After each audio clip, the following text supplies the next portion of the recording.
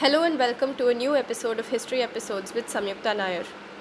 In today's episode, we are going to discuss the woman who shook up early 20th century Kerala with her daring behavior.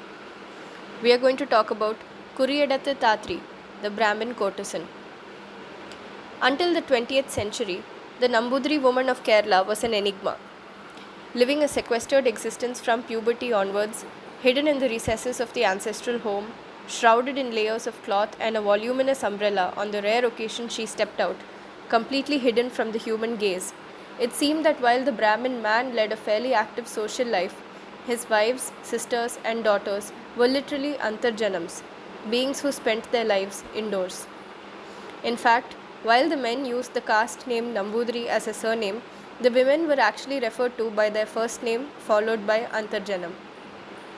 Unlike her Nair counterparts who lined their eyes with kohl, dressed their hair in elaborate updos, and adorned themselves with gold jewelry, the Antarjanam was expected to dress modestly and wear only brass bangles. Her only other adornment, the caste marks on her forehead. Prayer and backbreaking household work were her constant companions. Her body and being were considered sacred and delicate, easily polluted by the gaze of a person from a lower caste, or even a single ray of sunlight. The writer Devaki Nilayam in her memoir Antarjanam records that a companion would walk in front of an Antarjanam, informing the others along the way of her presence and shooing away those belonging to lower castes, akin to avoiding the path of a black cat. Nilayam also mentions that Antarjanams were considered impure at 2 times, while menstruating and immediately after giving birth. During her periods, the Antarjanam would live apart from her family in a separate room. Now, she is the one whose presence is considered polluting and would be allowed to return to the fold once she was pure again. Immediately after giving birth, since she was already considered impure, a companion or servant could help her to the nearby tank for a bath, but once she was clean, she had to struggle back to her house alone. In such circumstances, it was difficult to imagine an Antarjanam having an active social life, let alone becoming a courtesan. However, that is exactly what Kuriyedathu Thathri did. Born as Savitri in the Kalpakasheri Illam of Talapalli, Thrissur district in 1885, Thathri or Thathri Kutti as she was called, was the daughter of Ashtamurti Nambudiri. An astrologer reportedly told her father that she would bring calamity and dishonor upon the family. Nevertheless, Thathri seemed to have had a relatively normal upbringing for an Antarjanam. At the age of 9, she was sent to Kundangulam for singing lessons. During this time, she claimed to have been sexually abused by her relative for 12 days. In her teens, she was married off to Raman Nambudiri, a man in his 60s, and had to suffer the ignominy of seeing her husband cavort with various other women, including prostitutes. Instead of considering herself blessed to be able to serve at his feet, as was the attitude usually expected of a Nambudiri woman, she protested and was promptly discarded. She then turned to sex work, fixing appointments with her clients through her servant, keeping her identity hidden through multiple trysts with Nambudiris, Nayars, Ayyars, Ambalavasis, Kadagali dancers, and even a Christian. She maintained a meticulous record of her partners, who they were related to, and the positioning of moles and birthmarks that only a woman who had been intimate with them could know of.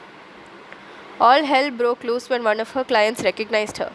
It is said that he was her own husband, Raman Nambudiri. A Smartha Vicharana, essentially a court of honor used to try adulterers, was organized in 1904 and gripped the Malayali countryside. It was ordered again in 1905, and Thathri was questioned extensively on her sins against her caste and retaliated by naming as her clients the relatives of the man questioning her. She even named members of her birth family. Thathri used her meticulous record of sexual partners at her trial to prove that she was telling the truth, and named and shamed 64 men in total. The king of Cochin, who was until that point following the trial closely, suddenly ordered it to be shut down. Rumors spread like wildfire that he was afraid that the 65th name would be that of his relative, or worse, his own. Thathri's funeral rites were performed while she was still living, and she was excommunicated from Kerala's Brahmin community. Even today, more than a century later, the name Thathri brings about one of two reactions in the people who have heard of her. fascination, or distaste. She was the subject of the work Pratikara Devata, which translates to Goddess of Revenge, by the renowned writer Lalitambika Antarjanam, herself a revolutionary in the Nambudiri community, for laying bare the truth of the Antarjanam's cloistered life in her path-breaking novels and for fighting for the rights of women. In the 21st century, a Malayalam actress went on TV to clarify that she has no connection to the early 20th century courtesan. If her birth records are accurate, Thathri was quite young at the time of her trial, only 19 or 20.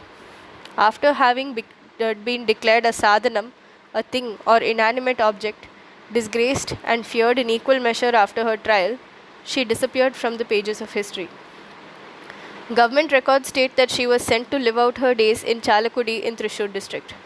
Some say she converted to Islam and took a Muslim husband. Others say she embraced Christianity and married a Christian. Still more say that she went to Tamil Nadu and married an Anglo-Indian working in the railways.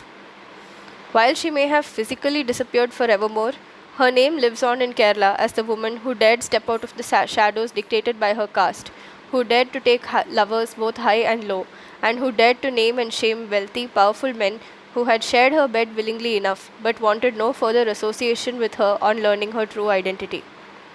Over a century later, her explosive trial is still a topic of discussion, a matter pursued in detail by historians and feminists alike. As for what happened to Thathri, whether she knew the full extent of the scandal and social upheaval brought about by her trial, we may never know.